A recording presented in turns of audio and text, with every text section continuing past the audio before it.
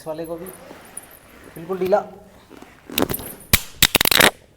अब कोहनी को आगे ले जाओ, आगे की तरफ, छाती की तरफ ले जाओ, ऊपर देखना है।